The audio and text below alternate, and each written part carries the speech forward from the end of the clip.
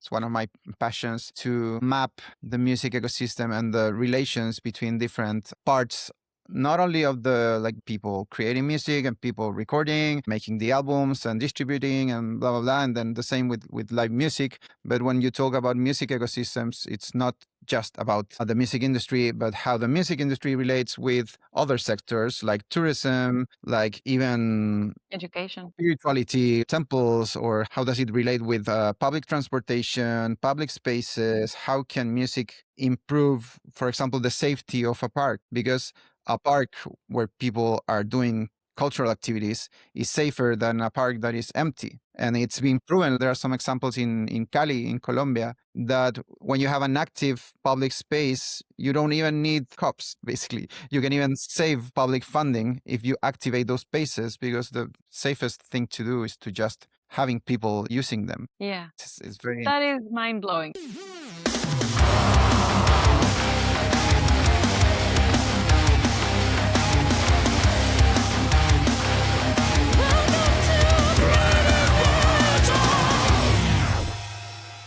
Welcome everyone to a new episode of the Bleeding Metal podcast. I'm your host, Kiki. My pronouns are she, her. And this is the first episode that we are recording in the new year. Happy 2026, everyone.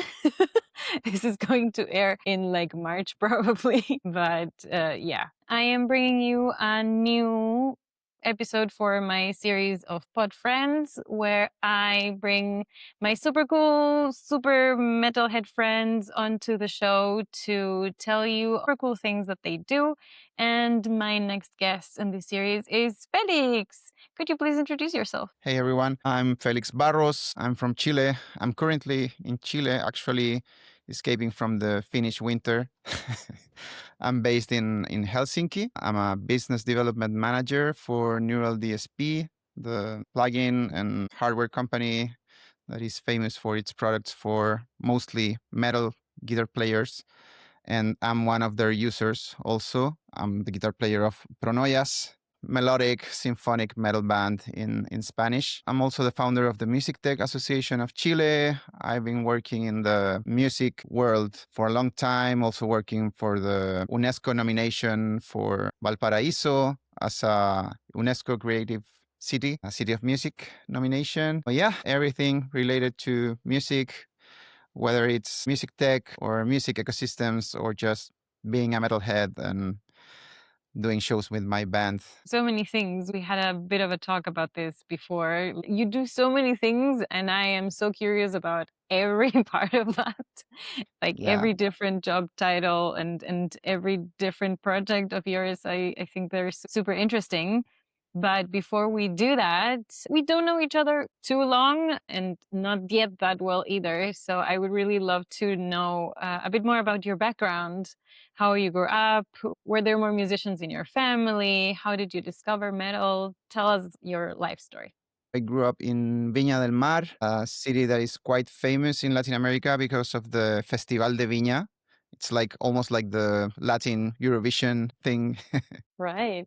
So a lot of music everywhere. Also, Viña del Mar is next to Valparaíso, which is the cultural capital of Chile. And my grandfather was a musician, a hobbyist, not a professional musician, but he was a great guitar player, banjo player. He used to sing tango and also played some jazz, like a banjo in a big band. And he was very passionate about music. So I started learning the acoustic guitar maybe at 11 or 12 years old. And then my grandfather got excited that I had some interest in music and helped me to get my first guitar amp. And just by that time, I was starting to discover metal music, mostly through first my brother, more like prog rock. And then through some of his friends, I started discovering some other bands like Children of Bodom, Halloween, Dream Theater, then Angra, but like very prog power metal vibes. So cool. How was the journey then to also start playing metal music a little more actively or more professionally? Around that time when I was maybe 14 years old, year 2001. 2001, power metal was extremely popular in Chile and in general in Latin America, but especially in Chile. Like all the bands went there and the crowd went nuts. And so most of my friends in high school were also listening to power metal. So that's when I started my first band. Initially, it was called Death Strike. And then we realized that Lady Deathstrike was like X-Men character, I think. Okay. So then we changed the name to Power Source. And so that was the band where I made my first few songs, my first demo with basically friends from high school. Oh, it's so cool. Super early as well. What was the first concert you went to? Did you get to see huge or bigger metal bands in Chile as well? Yeah, that's a cool story because my first concert was supposed to be Children of Bodom for the Follow the Reaper tour. Yeah. But it was my cousin's birthday, and my mom was like, no, you really have to go and like spend some time with your cousin, blah, blah, blah. Mhm. And, but 2 or 3 days after that, Angra was playing in Chile. Yeah. So that was my revenge, Angra for the Rebirth World Tour. So in my first concert, I was admiring Kiko Loureiro as one of my guitar heroes. Mhm. And that's a funny story because I ended up then working with him. He was a mentor for my first company, and then he became an investor at Neural DSP. And we've spent some time in Brazil, in Finland. He lives in Finland. He's married to a Finnish musician. So it's funny how it's like a Yeah. full circle. Yeah. Wow, that's amazing. Like not only meeting your heroes, but actually getting to work with them. That's incredible. It's great. It's cool to learn that because we're both from Latin America, but my first concert was Vilma Palma de Vampiros. It was incredible though. I still remember that. And also because it was a nice like core memory with my aunt took me there and it was in this big open arena in Quito, and so that was way before I started listening to heavier music. And I also had I feel like more typical story of our generation of going like first into a little alternative rock, some Creed, some Stained, and then Linkin Park Core and Limp Bizkit, and then into the heavier stuff. Yeah. And then, funnily enough, for me, it was through Evanescence discovering the mind-blowing moment of, oh, women can do that too. Women can play and make heavier music. And then over to Nightwish and Within Temptation. And Uh-huh. Makes sense. but it feels like you skipped all of that. Oh no, You I mean skipped the I transition. I can also relate with that story because before metal, I was a huge Soda Stereo fan. For those who don't know, Soda Stereo is like the biggest Latin rock band. Yeah. And when I was like 12, I was a huge fan. And in 1997, that was my first international concert ever, like in a big stadium. It was Wow. the farewell tour of Soda Mhm. Stereo. I went with my dad. So I think that was the first seed Yeah. before metal music. Yeah, of course. We're a little heavier guitars. Okay, so you did start like that, but way earlier. That's so nice. Yeah. And then after this first band, is the music still out there? You just said you recorded a demo with your first band when you were 14, 15. Can we find it out there on the internet? I think it was probably on like MySpace and Audio Street and all those platforms back then when we didn't have Spotify and all the streaming stuff. Maybe I have like one song on my SoundCloud account, Hmm. and I have some other demos of crazy stuff and experiments that I did over time. So yeah, maybe you can find Flying High somewhere. It Nice. sounds terrible, but it was a great like power, speed, melodic metal song. Do you still listen to that sometimes just to know your origins, your roots? Yeah, maybe like once a year. And then what happened in your life in general, like also looking at your day job type of thing? Yeah, so I was thinking a lot like, should I go for a music career or something else. And I always say that if my parents would have like forbidden me to go for a music career, I would probably have done that. But since I had all the liberty, all the freedom in the world to pick my career, I actually realized that I loved to develop concepts of products, of services, innovation before innovation was even a thing as a concept. I went for a product design engineering career. And my plan was like, okay, I can do this. I know I could be good at this and make a career, make money. I'm not sure I'm good enough or if can I live from music. So the plan was to have a stable career and then get back to music. And that's kind of what I did with a little twist because when I graduated, the startup scene was very like vibrant in Chile. Like everyone wanted to create a startup and make apps, and there was a lot of government support, like public grants for innovation.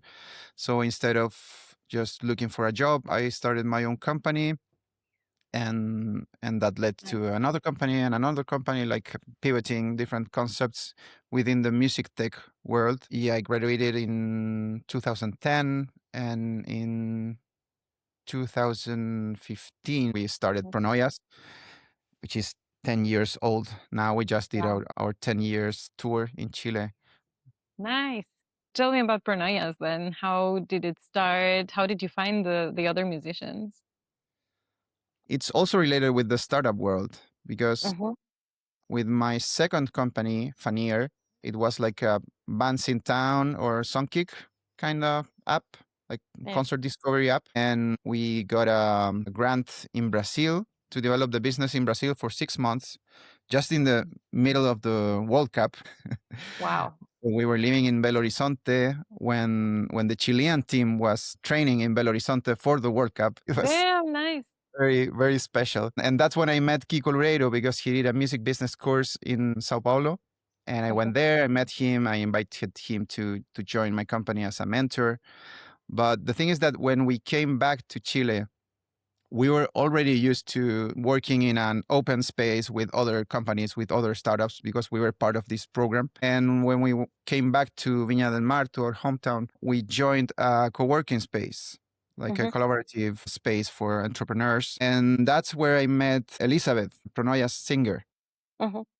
And we had some like after work things with like karaoke. And then I realized that she had a great voice for melodic metal, but she was singing like Chilean popular songs. So I had no idea that she had an interest in metal music until she posted a form on Facebook like, hey, I want to start a power metal band. So if you want to be part of this, can you like apply here? And I applied, which was fun because I was literally working in the next desk.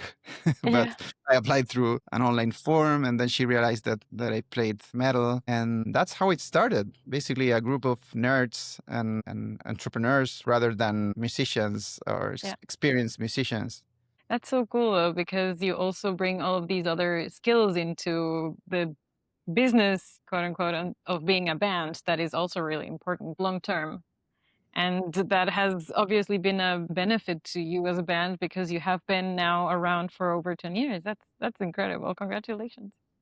Thank you. Yeah, that's something we discussed when we started the band. I told everyone, like, you have to do something else besides playing your instrument. Like, everyone has to do something else if we want this to work out. So Elizabeth took over the like administration of the band and buying merch and accountability, etc. I took over like marketing, communication, social media, and but also songwriting. And the keyboard player was like focused on writing the best possible songs and the best arrangements. So it was a good team.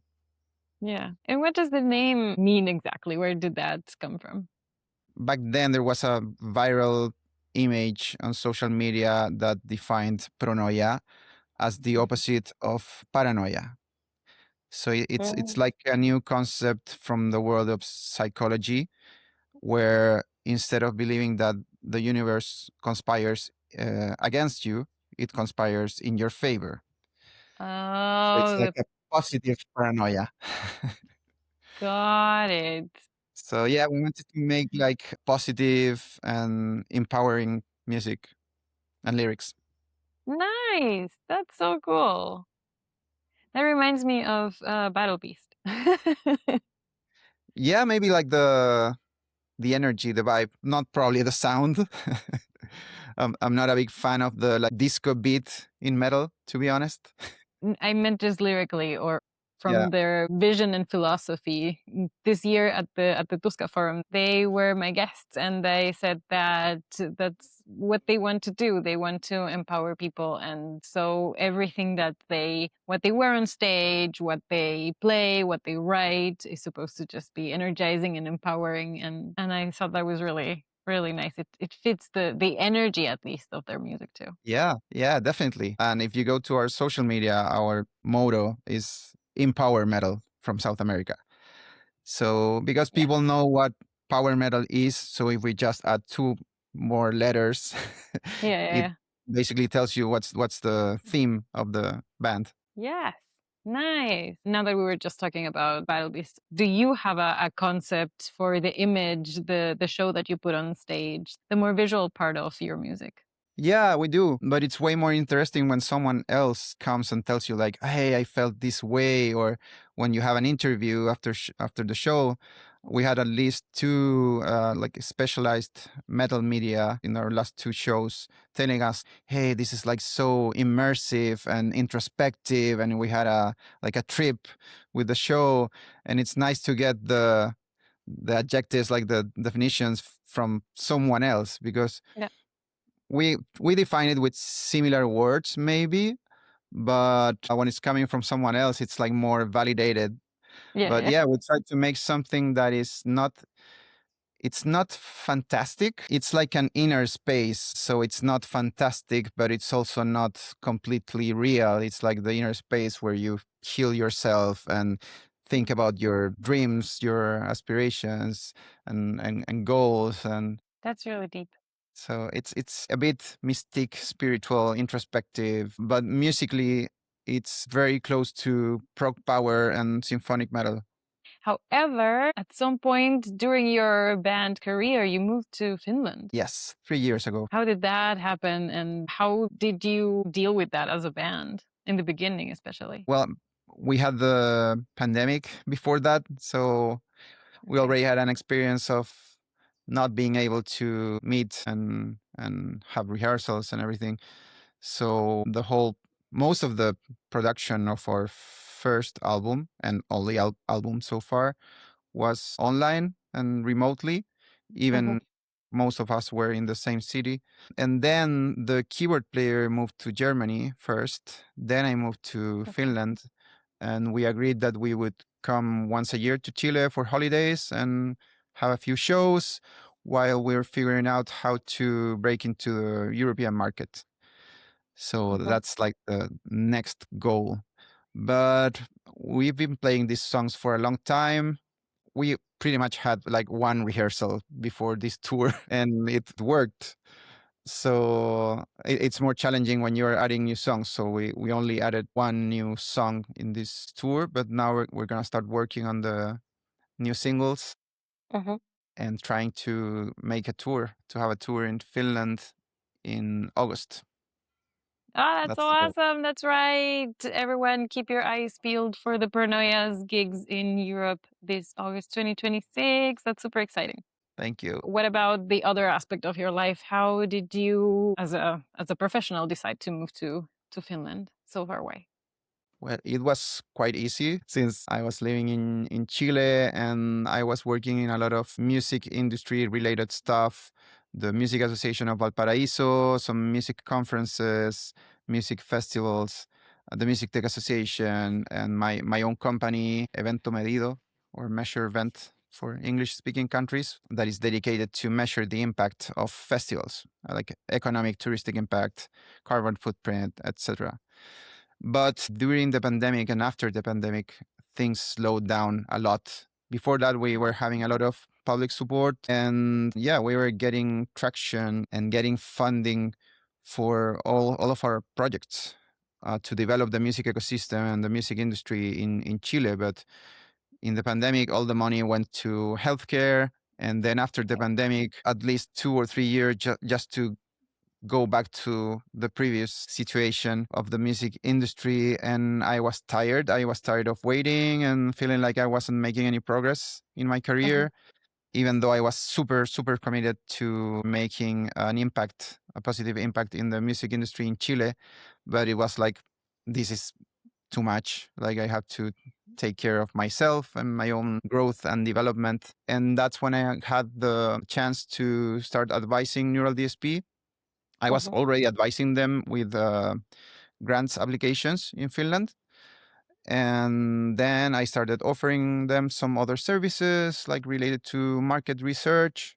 I did some reports. I went there 2 times, spent like 3 months in winter, and I realized like, okay, this isn't that bad. Like, I can survive here. Mhm. And eventually I asked them, like, would you want me here Mhm. as an employee, as a part of the company? And eventually they said yes. And in 3 months I was already there. Wow. That's right. Because if I understand correctly, and that's probably a fun fact that I don't know how many people know, but Neural DSP was founded by people from Chile here in Helsinki. Yeah, correct. So that's also like a super interesting origin story. It's basically the same story. I mean, we're all from almost the same generation. We were all listening to Finnish metal bands when we were teenagers. We fell in love with Finland because of its music initially. The guys found their way to Finland earlier in life than me, but it's Mhm. basically the same story, like the same magnetism that Yeah. I think people should talk more about metal immigration Yeah. and like highly skilled migration from metalheads to Yeah. Yeah. Finland. I know a lot of PhDs that moved Mhm. to Finland, not just because of the PhD program, but because they love Finnish metal. Yeah, that's crazy. That's true. Maybe we should talk a little more about that, maybe with more people. We we said that the first time we met up that we should start like a Latina metalheads in Finland convention or something. But Yeah, there's a lot of people actually with that story, and I didn't think it would be so many because also a friend of the podcast, Griggs from the Metal Pizza show, concert photographer and also the guest journalist for the Tusca Forum for the past 2 years. She also came from Italy because she fell in love with the country, but music was a big part of it. I just met a person from Spain who same thing, kind of I liked metal music and Finland was nice. yeah, The reason to move here, the main reason is not necessarily metal music, but it's a big part of it, or it's at least a big part of why Finland is attractive to us. And just having moved here, I have encountered a lot of Finns asking, like, but why? Like, you come from Ecuador, there's so much sun and I don't know, beautiful nature over there. Why would you come here? And it's not in a mean spirited way. It's just, I feel like they don't see it with our eyes. For them, it's, cold old Finland. And especially if they're not metalheads themselves. But I do think that at some point they understand that and that it is a very natural thing. Maybe you also know more about this, but I have been wondering for the past at least 5 years the relationship between geography and music genres. And inside of metal as well, all of the subgenres, where they yeah. develop, and I would love to understand why. I've put a lot of thought on that over the years because there's this very natural connection between Chile and Finland, for example, between the bands, between the audiences. And I always say that Chile is like the depressed, nostalgic country of South America. Like, we have the worst weather, more like in southern Chile. You can see that this is perfect. Yeah. But yeah, we are more isolated. We are behind the mountains and between the mountains and the ocean, and so it's like a huge island. And when you tell them that you're from Latin America, they imagine you like dancing in the beach and having piña coladas or whatever. It's like, Mhm. no, we suck at dancing. We are good at poetry and just being nostalgic and sad sometimes. And yeah, if Mhm. you go to like the south of Chile, there's a lot of extreme metal and doom metal, black metal, and then it changes if you go to central Chile and northern Chile. It's crazy. But there are also like the opposite phenomenon. Like in California, there's a lot of death metal and thrash metal. Right. But then if I think in Chile, it's the same in the north of Chile. Even within the subgenres, there are some links between specific weathers and Climate. landscape. Yeah, yeah, yeah. But that's one of the most inspiring things about Chile. I think it's the landscape and the variety of landscapes and weathers. Like you can have it all. You can go from Right. the mountains to the beach, like in, I don't know, 2 hours. Yeah, and also all four seasons, which is something that we don't have in Ecuador. Yeah. But it's also super interesting how detailed it can be, how the genres, the metal subgenres that develop in Sweden are so different from the ones that develop in Norway, and they're like just beside each other. And then if we go a little further south, we also see the history of German metal having a lot more gothic influences in there. And it's like we're not that far from each other. To understand the difference of why there's so much metal here and why, I don't know, there's salsa in Latin America, that's clear. But to understand the doom in Sweden and the black metal in Norway, and then everything that comes from Finland. I would love to talk way more about that. But you have also a lot of expertise in ciudades musicales, the musical cities, as you were mentioning Yeah. before. Tell us more about that. Yeah, and I think everyone knows that Finland is the country in the world with the highest density of metal bands, like metal bands per million inhabitants. But actually, Chile is the number one in Latin America, and by far the density of Wow. metal bands in Chile is insane. And yeah, that has to do with this topic with music cities, because one of the things that I did when we wanted to get the UNESCO music city nomination for Valparaíso was to measure the music ecosystem of the city, and that implied like mapping the number of active venues, active bands, what's the percentage of bands that are locals versus bands that are coming from other regions or countries, and the prices of the tickets and the distribution of the genres. And Mhm. it was very funny because since we had the concert discovery app, this is how we pivoted, because we had the concert discovery app. Then we realized that we had a very valuable database of Right. live music in Chile, and that we could provide reports or analysis on the live music scene. And at the same time, we were pursuing these nominations. We use all this data to even create heat maps in the city, like, okay, Mhm. what's the heat map of rock music in the city, or jazz or punk, etc. And also the seasonality. And that was very fun because we realized we could see the percentage of metal shows in winter was higher compared with pop music that was higher in summer. Again, interesting insights on Yeah. weather and music. Yeah, that's crazy. Especially because nowadays, I would say the music industry is 24/7, 365 kind of. We now have sure festivals in the summer, but we even have not only winter festivals indoors, but also winter music cruises. Yeah, So it's kind of crazy. And also the largest or longest running tours are kind of in the autumn and winter seasons. So it's still to have to be able to find those correlations or those just those statistics is super interesting. it's one of my passions, how to map the music ecosystem and the relations between different parts, not only of the like value chain of the music industry, because when you say value chain, there are people creating music and people recording, making the albums and distributing and blah blah blah, and then the same with live music. But when you talk about music ecosystems, it's not just about the music industry, but how the music industry relates with other sectors like Mhm. tourism, even Education. spirituality, temples, or how does it relate with public transportation, public Right. spaces? How can music improve, for example, the safety of a park?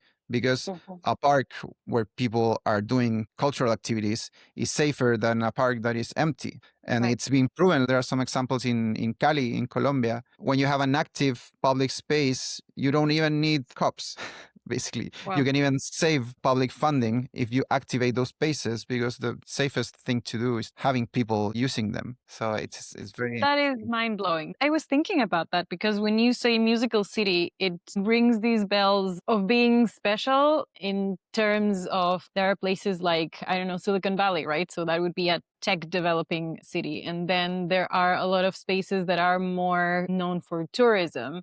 But to actually make a city stand out because of their musical infrastructure, not only cultural, but specifically musical infrastructure, it sounds so special, obviously more to me as a musician and a music fan and a music journalist. But to get that kind of award to be a musical city, you would have to also not only have active venues, but also have rehearsal spaces for bands so that bands can actually thrive, and also music schools so that musicians can actually learn. The growth journey of a musician needs to be analyzed to support all of those different phases of our life journey and to make it a hospitable atmosphere where the scene can grow. That is so cool, especially when yeah. you see all those other impacts that you can have on criminality, crime rates, and safety and general well-being. I'm guessing because when you have Yeah, more concerts and more cultural spaces, that has an effect on the happiness index. exactly. And happy people get sick way less. So there are Yeah. all these sorts of impacts, and it's also related with public policies on real estate, for example. Mhm. When you have to regulate noise and come up to agreements with the neighbors where there's a venue, for example. And well, one of the world, like global authorities in the topic of music cities is Shane Shapiro. He's the CEO of Sound Diplomacy, which is a like, consulting company that started advising governments on these topics. And I read his book, and he talks about agent of change principle, Mhm. which is a principle where, like, the newcomer or the one that is coming into a certain context, environment, or neighborhood, or whatever, is the one that has to take care of the impacts. So, for example, if there's a venue in an area where there are no buildings, or maybe just offices, but there is no one living there in the night, and then someone comes and builds a huge building with flats, and people are living there, and they are complaining about the noise from the venue, and then the municipality shuts down the venue because of that, of the complaints. If you apply the principle of the agent of change, the company that builds the building is the one that has to pay for the acoustic treatment for the venue, so that the people that lives in that building won't be bothered by the noise. Right. So then you protect the venue that was already there and has Yeah. all the right to keep doing its activities. And Yeah. it's a huge problem in the UK. Like, they have Music Venue Trust, an organization that raises funds to protect grassroots venues, Mhm. because in the past 10 years they've had a huge crisis where all the venues have been closing because of the rents go higher, Mhm. or gentrification processes. I was going to say. So, and then they have to move far from the city, and then people don't want to go there anymore. So it has a lot to do with policies. Mhm.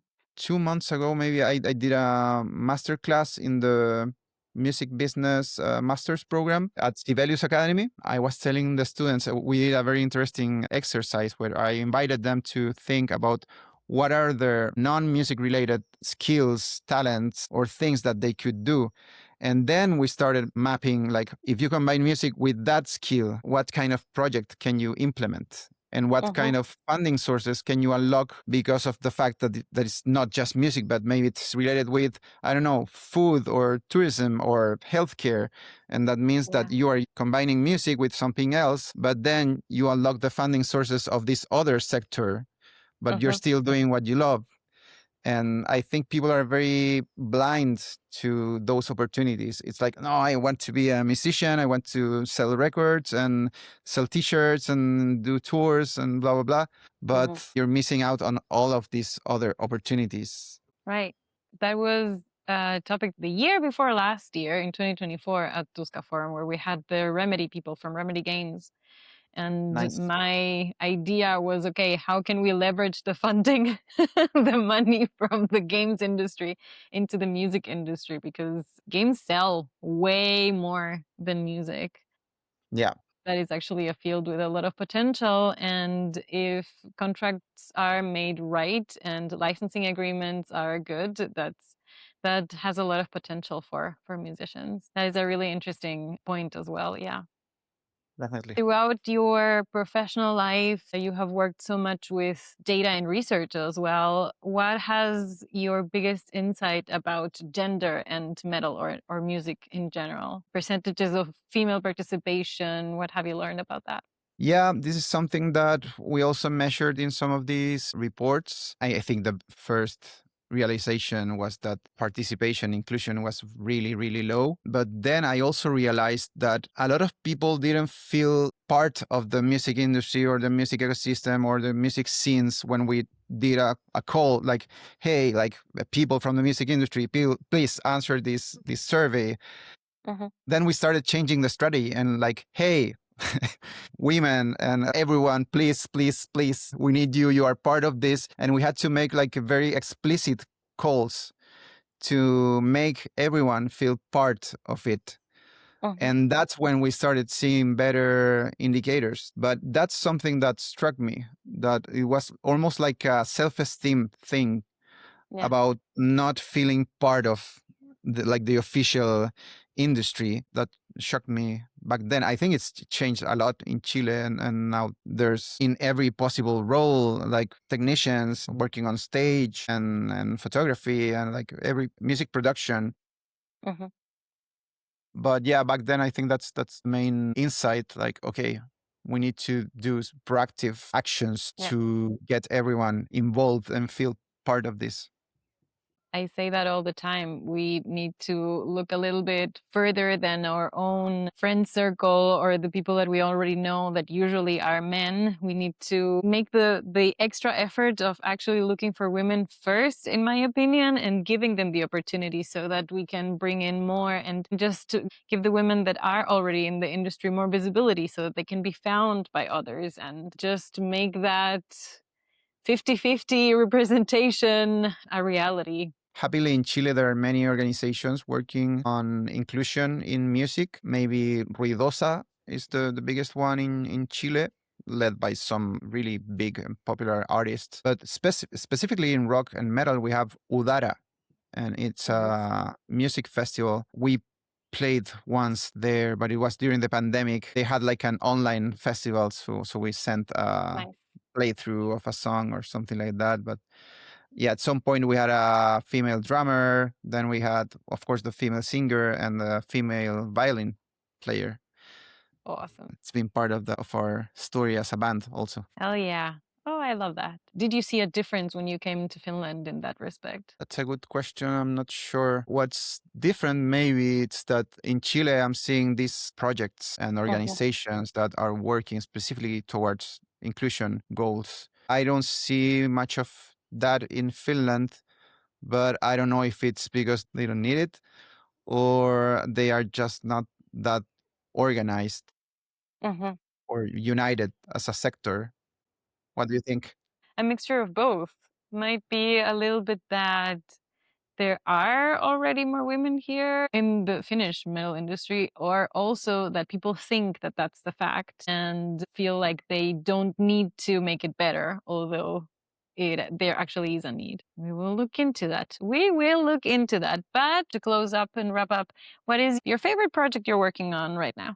It's definitely my band at the moment. I'm trying to have less roles, less hats, because I was involved in too many things at the same time. I want to focus more in my European life and just leave Chile for being with the family and having vacations and enjoying my friends, etc. Now I want to focus well on my job at Neural DSP, but especially trying to bring Pronoias to the European scene.